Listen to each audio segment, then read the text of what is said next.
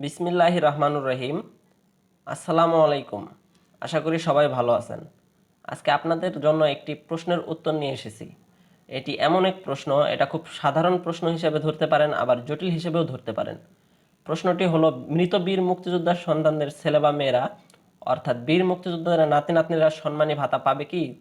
উত্তর, নাতি নাতনিরা সম্মানী ভাতা পাবে কি পাবে না, এটার উত্তর যদি আমি এই মুহূর্তে বলি, তাহলে উত্তর হবে না। অর্থাৎ কোনো বীর মুক্তিযোদ্ধার নাতি নাতনি কোনো মৃত বীর মুক্তিযোদ্ধার সম্মানী ভাতা পাবে না। এটা আমার কথা না, এটা আইনের কথা। বীর মুক্তিযোদ্ধা পরিবারের সম্মানী ভাতা বিতরণ আইনে কি বলেছে আমি সংক্ষিপ্তভাবে একটু যদি বলে দেই। বীর মুক্তিযোদ্ধা মৃত্যুবরণ করলে সম্মানী ভাতা পাবে ওই মৃত বীর মুক্তিযোদ্ধার স্ত্রী বা স্বামী। স্ত্রী বা স্বামী বা মৃত বীর মুক্তিযোদ্ধার পিতামাতা না থাকলে ওই মৃত বীর মুক্তিযোদ্ধার ঔরসজাত সন্তান সম্মানী ভাতা পাবেন। ঔরসজাত সন্তান যদি না থাকে, তাহলে সম্মানী ভাতা পাবেন ওই মৃত বীর মুক্তিযোদ্ধার সহোদর ভাই বোন। এটাই হলো সম্মানী ভাতার বিবরণী।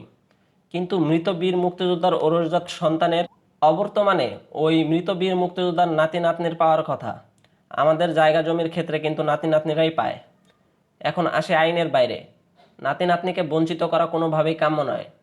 বংশধারায় যাদের প্রাপ্য তাদের দেওয়া উচিত বলে আমি মনে করি। মনে করুন কোনো মৃত বীর মুক্তিযোদ্ধার 5 জন সন্তান, নিয়ম অনুযায়ী সবাই সম্মানী ভাতা পাচ্ছে। এখন হঠাৎ করে একজন মারা গেল, এখন যে মারা গেল তার সংসারের সম্মানী ভাতা বন্ধ হয়ে যাবে। এখন বাকি যারা জীবিত আছেন, অর্থাৎ বীর মুক্তিযোদ্ধার জীবিত সন্তানরা সম্মানী ভাতা পাবেন। এখন আইনের কারণে সম্মানী ভাতা পাচ্ছে না মৃত বীর মুক্তিযোদ্ধার মৃত সন্তানের পরিবার। এখন আসি আইনের বাইরে। সবসময় আইন দেখতে হয় না, ক্ষেত্র বিশেষে আইনের কিছুটা নিজে নিজে পরিবর্তন করতে হয়।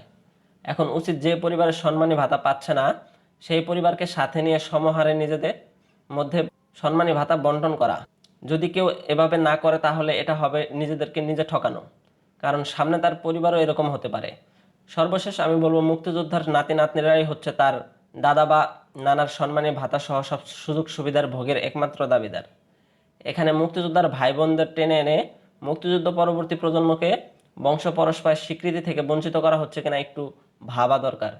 বিষয়টি মুক্তিযুদ্ধ বিষয়ক মন্ত্রণালয়ের মন্ত্রী আকম মোজাম্মেল হকের নজরে এসেছে। এটা নিয়ে আলোচনা চলছে।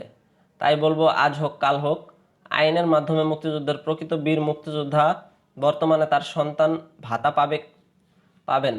তিনি না থাকলে তার সন্তানেরা ভাতা পাবেন, এটাই আশা করি। আর তখন এটা হবে খুব স্বাভাবিক ব্যাপার, আর এটাই হওয়া উচিত। কারো যদি কোনো কিছু বুঝতে অসুবিধা হয়, তাহলে আমাকে কমেন্ট করে জানাবেন, আমি উত্তর দেওয়ার চেষ্টা করব। আজ এ পর্যন্তই। পরবর্তী নতুন ভিডিও আসা পর্যন্ত আপনারা ভালো থাকবেন, সুস্থ থাকবেন। আল্লাহ হাফেজ।